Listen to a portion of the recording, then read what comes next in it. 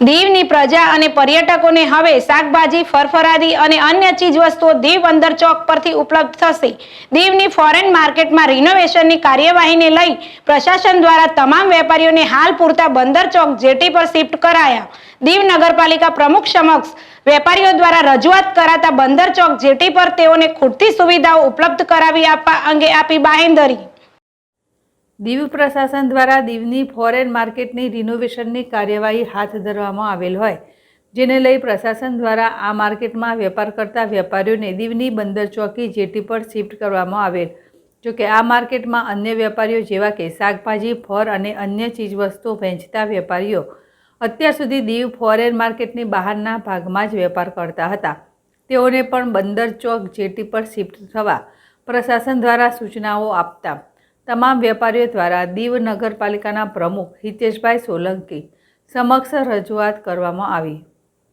કે તેઓ રિનોવેશન થઈ રહેલ ફોરેન માર્કેટની બહારના ભાગમાં વેપાર કરી રહેલ હોય, હાલ તહેવારો ચાલી રહેલ હોય માટે દિવાળી સુધી એ જ સ્તર પર વેપાર કરવાની પરવાનગી આપવા અપીલ કરવામાં આવી અને વેપારીઓ દ્વારા દિવાળી બાદ બંદર ચોક જેટી પર શિફ્ટ થવાની રજૂઆત કરવામાં આવી, જેને લઈ દીવ નગરપાલિકા પ્રમુખ હિતેશભાઈ સોલંકી દ્વારા શાંતિપૂર્ણ રીતે તમામ વેપારીઓને સમજાવીને હાલ બંદર ચોક જેટી પર શિફ્ટ થઈ પ્રશાસનને સહયોગ આપવા જણાવ્યું। વધુમાં તેઓ દ્વારા વેપારીઓને જણાવવામાં આવ્યું કે પ્રશાસન દ્વારા લોકોની સુવિધાઓ માટે જ કાર્ય કરવામાં આવેલ છે, માટે જ્યાં સુધી ફોરેન માર્કેટનું કાર્ય પૂરું થાય ત્યાં સુધી પ્રશાસનને સંપૂર્ણ સહયોગ આપવો જોઈએ। ત્યારે વેપારીઓએ પ્રશાસનને સહકાર આપવા સારું શિફ્ટ થવા અંગેની વાત સ્વીકારેલ અને બંદર ચોક પર તેઓને ઊભી થતી અસુવિધાઓ અંગે જણાવતા દીવ નગરપાલિકા પ્રમુખ હિતેશભાઈ સોલંકીએ રૂબરૂ બંદર ચોક જેટીની મુલાકાત લીધી હતી અને વેપારીઓને ઊભી થતી લાઇટ, શેડ અને માલ સામાન મૂકવાની થતી અસુવિધા અંગે બાહેંધરી આપી હતી કે નગરપાલિકા દ્વારા લાઇટ, શેડ અને માલ સામાન મૂકવાની બનશે તેટલી સુવિધાઓ કરી આપવામાં આવશે અને તે સિવાય અન્ય કોઈ તકલીફ પડે તો દીવ નગરપાલિકાનો સંપર્ક કરવા જણાવ્યું હતું।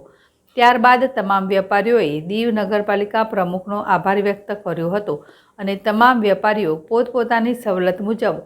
દીવ બંદર ચોક જેટી પર શિફ્ટ થવાનું શરૂ કર્યું હતું। મીનાક્ષી ગઢવી, ZSTV, દીવ।